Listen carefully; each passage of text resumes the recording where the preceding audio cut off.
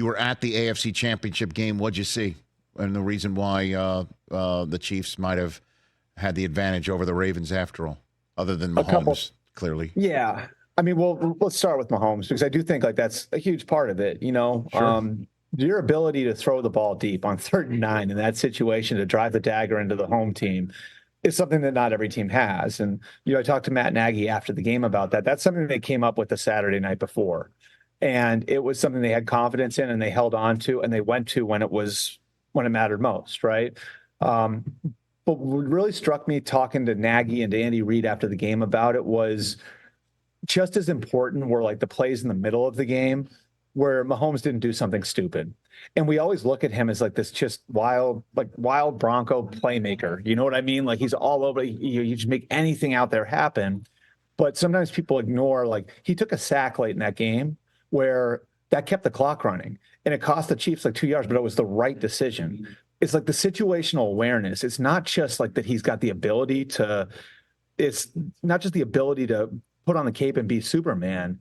It's the ability to know when to do it and then when to just cut your losses or do something sensible or check the ball down.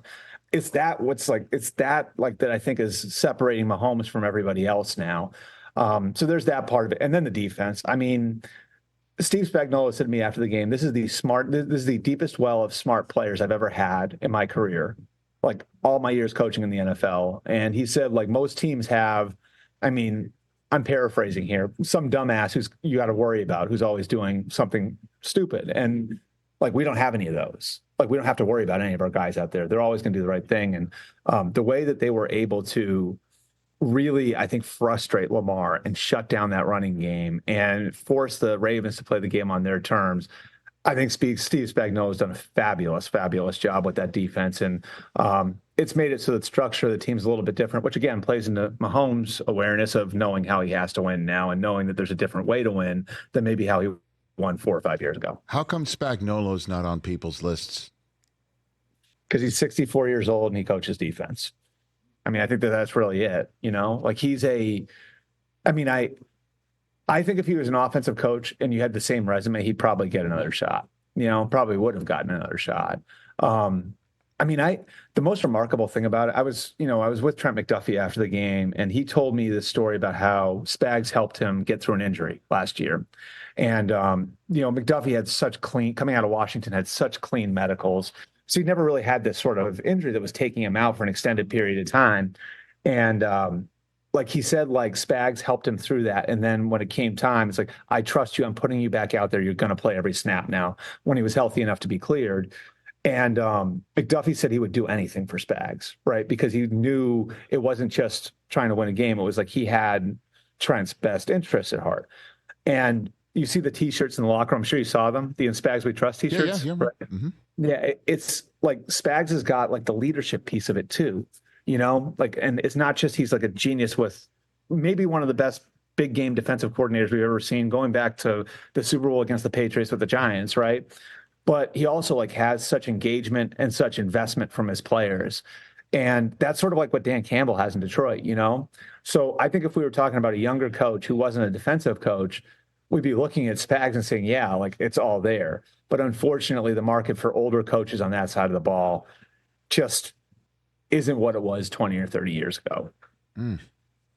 I just think like Andy Reid is like Obi-Wan Kenobi. He's like, this is not the coach you're looking for. And all of a sudden, oh, that's right, it's not the coach I'm looking for. And suddenly he keeps his entire staff pretty much, with the exception of Nagy, who's now back because it didn't work out with Trubisky, although the 1 year it did, he was coach of the year.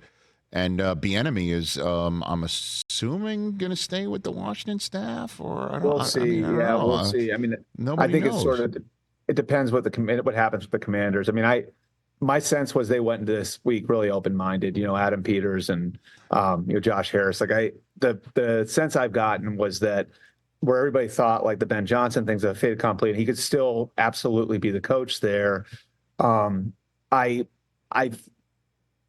It felt to me like they almost wanted to take the approach that they were launching their coaching search this week, because they were getting the chance to sit down with these guys and really dig in with these guys. And it was almost like they wanted to start anew this week. Again, that might mean you land on Ben Johnson, but I don't think that they were in this spot where it was like a fait accompli who they were going to pick. So it's hard to say when that's the case, like whether or not an individual assistant like Eric Bieniemy is going to survive. Okay. And then, you said earlier how Spagnuolo took the run game away.